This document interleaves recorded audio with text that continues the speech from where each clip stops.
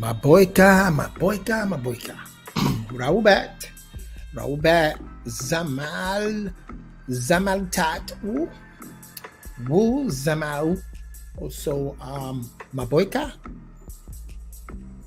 y tú no kinatiaono. Bienvenido, mi hermanas, mi hermanos. Welcome, sisters and brothers. I'm here on a Saturday night. On a Saturday night, I am going to build a little bit, just speak about what I'm experiencing on YouTube with certain podcasts and certain presentation, and just chiming in on something, something to speak about. Put in my sense, put in my, let me get on camera here. Hold on a second. Hey, here I am. I gotta get shaven up. You know what I'm saying? But I'm here in full light. But anyway, yes, I am your kinfolk, Silos Congas, known in the music industry as Silos, and also known through many different schools of thoughts, as the ARK, the African Royal Kingdom Crown Ambassador, Carlos Hernandez y Pachot. Also, Kepra Shuasep, which is my Kemetic name from the AEO. I'm a card-holding member of the Ancient Egyptian Order. Also, in the Sufi order, I was Sayyid Abdul Sabor Abdullah Muhammad. You know what I'm saying? Carried the name Sayyid of nobility. I was given a pin of Ahl Bayt. And I treasure a lot of that, and I'm honored, and treasure a lot of that, and it's not that I'm royalty. I believe we all are royalty. Royalty to me is loyalty. If you have a sense of being royal and that type of integrity and honesty, and you carry yourself in that character, then you're royal. You're of a royal lineages. We're going to speak about that. We're going to speak about, what there was a presentation that was done on a brother's podcast. You know what I'm saying? I mentioned his name on Sonetta TV. I just happened to scroll in. I still get the notification, so I went on there, and I just listened to a brother. I believe it's Commission Adept, and he is into the Moorish paradigm. He propagates that. Moorish science. He was speaking very intensively, revealing a lot of things about the Circle 7, you know what I'm saying, and that particular, Moorish science, coming from Noble Drew Ali. And if you know anything about the Moorish science and Noble Drew Ali, there still is a lot of what they call Sheikh organization, temples and Sheikh that still hold dear to that school of thought. As a matter of fact, Nuwaubians also had ventured into that, invested into the Nuwaubian nation of Moors, and have contributed whatever can be contributed to that particular vein and that particular doctrine. Noble Drew Ali was of a royal house, both lineages coming from France, I believe, King Louis coming from that. That's documented, and also from the Cherokee. He was of a royal lineage, and he was able to trace back. He was a prince, was able to trace back his lineage. You know what I'm saying? So that's a lot of things they don't speak about, of the connection that he had with France, and connection that he had in Kemet, the lineage that, again, like I always said, that there was I still hold firm to the fact that there was 2,000 ships that came to America, 2,000 ships on the Mali Empire, Abu Bakari, and these 2,000 ships of different dynasties and houses that sponsored the particular ships, they came over and stood in America and amalgamated with the Mesoamericans, which are called the Toltecs, the Inca, and the Aztecs, you know what I'm saying? The mixture that went into the Yucatan, very, very prominent, very much into Brazil, You see that a lot. And then throughout America, you're talking about 2,000 ships, and you're talking about a constant trade back and forth to Africa.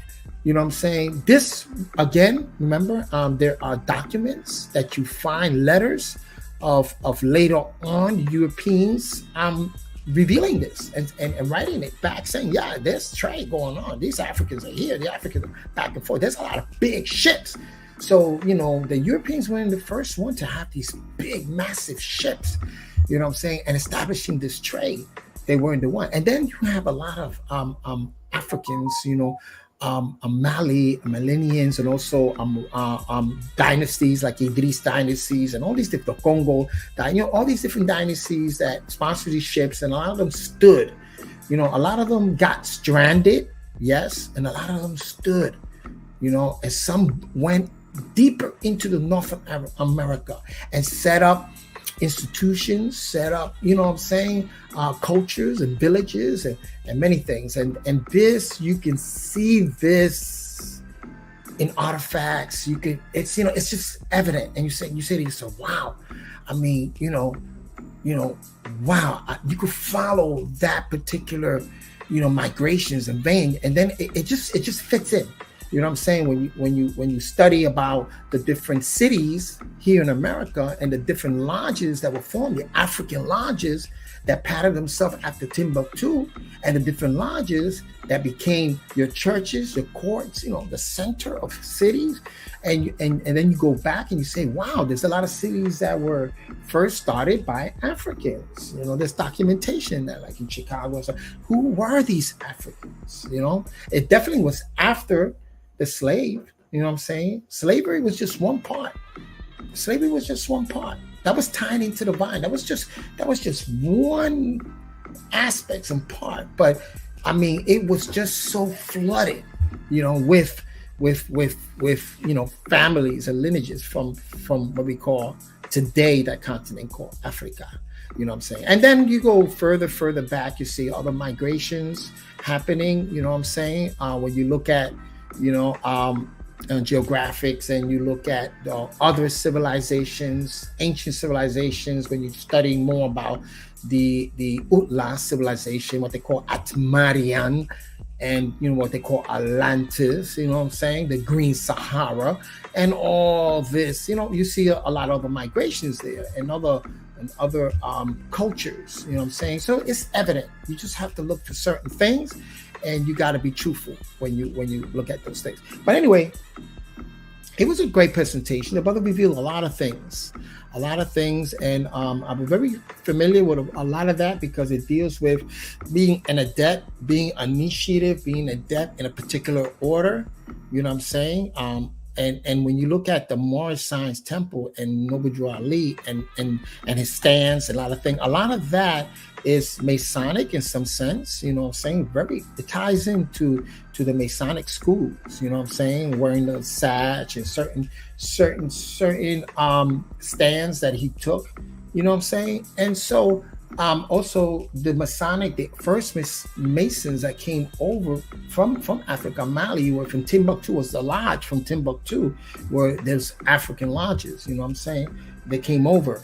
Again, yes, Islam played a big role, you know what I'm saying? The mosque, because the mosque is a lodge. It's set up like a lodge, you know what I'm saying? You can see that. That's where the core is. It's just like a lodge. The mosque is the center of a lot of cities and stuff like that. But those are lodges. You know what I'm saying? We're just gonna have to just discuss that at another time. But anyway, lot of information. So when you deal with the circle seven, the number 7 in languages, for instance, in Spanish is siete, right? Siete. But when you go into Semitic languages, Sabiics or Arabic or Aramaic, it's Saba. That's why there was a city in Sudan by the name of Saba, because it represented 7 lineages, 7 lines, family lines, lineages that got together. They form a federation. They form a federation, a civilization. 7 families came together to intermarry amongst each other, right? So this 7 became Saba. and travel. These lineages travel over into Yemen, travel into Iraq, travel even into other parts of Sudan, even to the Congo. 7, Saba. You know what I'm saying? So when you deal with the number 7 and you look at Saba, right, and the circle 7, you're also dealing with lineages, 7 thrones, 7 family lines. You know what I'm saying? Those 7 lines in the Nile Valley were important to some, they started certain civilizations, and if you remember, we spoke about the houses. These houses of certain family lines, they were invested in certain raw materials, in certain, and these were not only raw materials, certain physics, but also knowledge, doctrine that they held on to, rites of passage, certain sacred teachings.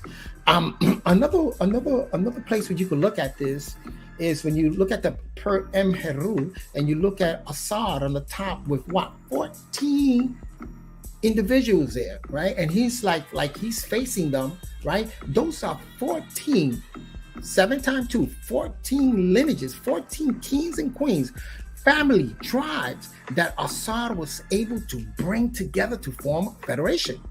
He brought them together and taught them agriculture. There is many documents where we can read up on that. Maybe one day, I'll bring it up and we can read up on it. But just look at the Per Emheru and you see them on top. Those are 7 kings and queens, 7 almost like deity heads, chiefs, head of a certain family, certain tribe. So he was able to bring these tribes together under federation. And that's how he was able to ascend. That's part of ascension. It's when you're able to bring different schools and family, different schools together on the one banner. That's part of it. You're doing the work. And a lot of times you do it also through doctrine. And, you see the scribe Tahuti there, the doctrine, you know what I'm saying, that he had to use. He was scribing it. And the doctrine that was used at that time to bring these families together, these 14 tribes together, right? Then you see the weighing of the heart, right? His heart couldn't be heavy. He couldn't have a heavy heart. You know what I'm saying? Had to have an etheric heart. His light, you know what I'm saying? Like a feather, he had to be light. So that, you see that in play. So the lineages is very important. You know what I'm saying? We're talking now 2 times, and then when they come to the 7 families of the South, Federation of the South, there were 7 thrones, 7 families, and that's Sabaean Saba, right? But in Kemet, you have 14 tribes that he was able to bring from all over the landmass, from Glopongo, from everywhere, from the Nile Valley. You know what I'm saying? Bring these 14 families together, tribes, and teach them and bring them under one banner. You know what I'm saying? That's inspiration. Okay, he was inspiring them to do that. Also through certain rituals and stuff. And we can see that when we go into the the different incantations and spells in the Kemet, in the walls of the Nile Valley. You get to see that a lot. You know what I'm saying? So yes, so these lineages. So it's important. The brother brought out a lot of doctrine and a lot of information there. Again, a lot of that can be speculative if you don't know how to use it to bring people together. You know what I'm saying? It's just speculative. You can't apply it to anything. The only thing you can apply is if you're able to build a university and make it part of a curriculum, so as to keep everybody in the same unification and doctrine and move in the same way. Then it becomes applicable. But if it's just knowledge and you don't understand, you can't use it, and you don't experience it, you don't experiment with it, what is it for? I mean, you're just going to spread it into someone listens to it and someone's able to take it and build on that. You know what I'm saying? Maybe it's not your job to do that, but maybe someone will come along and says, "Oh, okay, I can build on this. I can teach it to my friends and my families, and we can build on this. We can build an institution and teach this particular curriculum and teach this particular doctrine.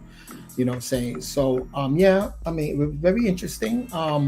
And then it's funny that Reggie also challenged. You know, one thing I try not to do, and we have to be careful, is called hasty generalization.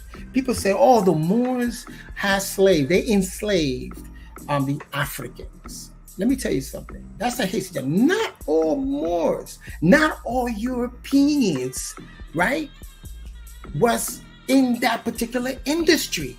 They were not. Did they benefit? Some did benefit. Covertly, they benefited from it. You know what I'm saying? There's you know, there's that narrative, but still, a lot of people of European descent, a lot of people of Moorish descent did not participate in slavery. Some of them even fought against it. They were against it. You know what I'm saying? And when you deal with Moor, remember we spoke about Moor, and you look at the Latin of it, morenos, and the amore in Italian, amor, that is a term of endearment. It's like, you my amor, you my Moor, you my amor, my loved one. You know what I'm saying? That's a term of endearment. You know what I'm saying? As far as it being a nation and a nationality, we have to be careful, because it has to, a nation has to be tied to a landmass. But sometimes nations become displaced, you know, that they get kicked out of their landmass and they become wanderers. You know, a nation can wander about, but they have to have what you call a commonality, and that is in language, right? One, a system of rituals that they do that unify them, rituals, which is their spirituality, their language, you know what I'm saying? And a lot of times those conditions that they take with them, the foods that they grow, agriculture, and they take it, and wherever they go, if they're displaced, wherever they go, they plant it and they grow it. They take those seeds and they grow it, you know what I'm saying? So that's nationality and nation building, you know what I'm saying? And so when you say Moors, that's our nationality is Moor. You know what I'm saying? We got to be careful with that. We got to be very, very careful with that. You know what I'm saying? Yes, the amor, you know, that term of endearment was spread out. You know what I'm saying? Amongst a lot of different, you know, especially Latin-speaking countries. You know, Spanish, Moorish, Latin, or Spanish-speaking, or Phoenician. That term was there. That term comes from there. You know what I'm saying? So, but, you know, again, the way our people name ourselves, we always call ourselves we the people, you know, or the conditions. For instance, in the Caribbean, the Taino means what? Good, right? No, it's plural, goods. So what goods are you bringing to this village? What goods are you bringing to this community? You know, the good people, you know what I'm saying? And so, you know, Orocois and Ara Orocois, we the people always been a way that you know, using that term, which is actually a derogatory term, indigenous, but I don't like it. But native people, people of a certain conditions, right, that are known for those landmass, name themselves we are the people of what? Of this here. You know what I'm saying? In Kemet, they didn't name themselves Kemet. Kemet means the landmass, right? Kemet means the landmass. Of Kem means black. You know what I'm saying? So it wasn't that, you know, they always named themselves according to again, you know, the masses. We, the embodiment. We are the embodiment. We are the people. You know what I'm saying? And then, of course, you know, through time, you know, naming themselves, you know, Congolese, you know, through times, through languages, Ghanaian, you know what I'm saying, Ethiopian, you know, all these different names, you know, later on, you know, became part of a nation, you know, a part of a description of a nation, you know what I'm saying? But, we, you know, we always name ourselves we the people, we, you know what I'm saying, under conditions, you know, of how we lived. You know what I'm saying? That's nationality. Peace to you, Irvin. Thank you for watching. Peace to everybody watching here. Not much, but anyway, so it was that presentation, a lot of that doctrine, a lot of that what he was revealing. Yeah, we study that. If you were in the school, Ansaro school and the school of Nuwapians, the Sabiac, you should know a lot of this stuff. We've been through these schools, so we became very very well versed in that. And again, these are doctrine at the end of the day, and a doctrine has to either can help you connect to the source or it can block you from connecting to the source. So we have to look at that, and we have to sort of move in that way. You know what I'm saying? Because nature's all within the all. You know what I'm saying? And so it's about nature, those conditions where you at, and how you grow and how you survive and how you thrive. You know what I'm saying? And the conditions of the whole earth, and how humanity thrives. You know what I'm saying? And that's important. So it's all about how you connect to nature. So a lot of doctrine should connect you to those conditions. So if you're dealing with the Moorish Science Temple, the Circle 7, you know what I'm saying, you can look at it and say 7 principles and 7, the lineages of Saba, and so and so and so. That should connect you also to the source, natural nature. You know what I'm saying? Natural nature. You have to find that within any doctrine that you're ingesting, any doctrine that you're studying. You have to look at, how does this connect me to the source of it all? You know what I'm saying? And I want to say also, you got L, a definite article. You know what I'm saying? That's a definite article, L. Even when you spell it Al, the Aleph and the Lam, and with the dot, that's a definite article, right? It's definite. So most people have looked at what's the definite. What is the definite one? The definite thing that we can point to. A definite, the. In other words, we say the car. The is a definite article. The car, a specific car. So when you say the, al is definite. What is definite is the source. It's another way of saying the source of it, right? Definite. So that's where L comes from. That was the way the Canaanites, all come from that language. You follow the linguistics and stuff like that. So I mean, so it was a good presentation. You know what I'm saying? It was just a lot of, stuff going out there. Reggie chimed in. Yeah. People come in and always give, what does the Moors have to do with Kemet? You know what I'm saying? Well, you gotta look at the time period. The Moors, or the people from, you could also say the people from Moroi. You know what I'm saying? But in Moroi, which was like a industrial city, Moroi, in ancient time, a lot of Indonesians came, right, traveled into Moroi, into the Nile Valley, and Moroi set up that city of Moroi, where you get moro, amor. You could just follow the linguistics. You know what I'm saying? That way, you know what I'm saying? So we have to be careful a lot of times, but we can get all caught up in this, scrambled up, entangled in all this doctrine and this and this and that.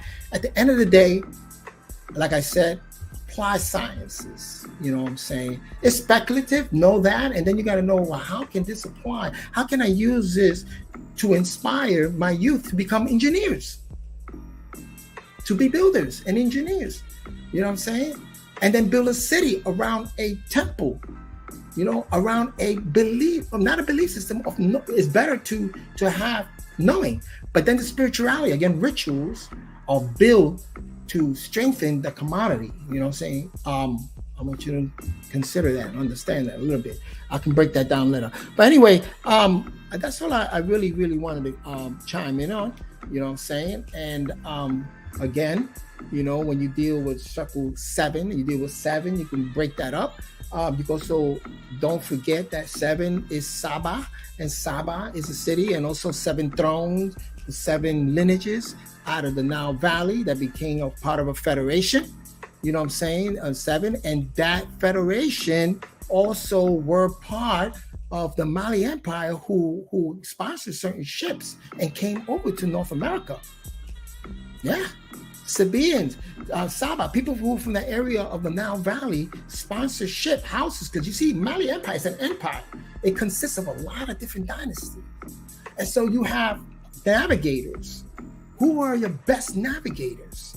You want to employ the best navigators. You want to employ certain, you want to appeal to certain lineages and certain houses who could sponsor ship and build ships, and it's an expedition. It's a project. It's an expedition. So you know who has the means of doing that. So so yes, there was a lot of those that follow that teaching, mystic teachings of that Nile Valley that yes, on ships and came over, came over to the Americas. And so that's in our lineage and that's in our bloodline, and that's all I want to say right now. Anyway, I'm going to leave it at that. Not too many people here. Saturday, everybody's probably just hanging out, doing what they got to do and stuff like that. But that's cool. This is recorded. This is available. And for those of you on my YouTube or my LinkedIn, listen, subscribe to the YouTube. Okay, let me put it here. Okay, subscribe to the YouTube. Help me out here to the YouTube. Silos Congas. I need, I have Silos Congas. Hold on, put the S in here. I have so many friends on my Facebook, almost close to a 2,000. So I just need half of that to come over there and subscribe to the YouTube, because that's gonna help out. That's going to help, right? Me, and it's going to help me again have the means to spread out and to do certain things and get certain materials that is needed, and still help. I enjoy doing this. I don't charge, but like I said, I got to get my Patreon up, and because I want to go in depth. These are all introductions. This is me freestyling introductions, but we're going to go into the actual sources and paperwork that you can download. We're going to go into and find these, letters and find these documents and put these pieces together in real time, right? Evidence. So you can see it. Right now I'm freestyling because there's a lot of stuff that I read, a lot of books that I have and I read. I ascertain that. And so, I can freestyle. I can speak about certain things. But a lot of things that I'm speaking about, I can also prove it. I can also point you to the sources and the peer reviewed and the sources and the books and stuff like that. And also the most important thing is reasoning. We can actually do the whole step about reasoning. And the brother talked about inductive reasoning and analytical reasoning, but also there's paradoxical reasoning. There's many different reasoning skills that can be practiced, but a lot of times, I know people on, I'll tell you something. People are generally intelligent. People know. There's a lot of people that really know. They can hear it. If you can hear the tone, if you can hear the puzzle, if you can hear the tone that's being resonated here, then you get to see. You're able to put those pieces together yourself. Anyway, all the blessings to you. And may everybody have a great weekend. It's Saturday and tomorrow's Sunday. And maybe I'll come on Sunday and do the Rechurch of Caras and really go into what, Caras, the burial, Caras, and again, ascension from that. Okay, peace.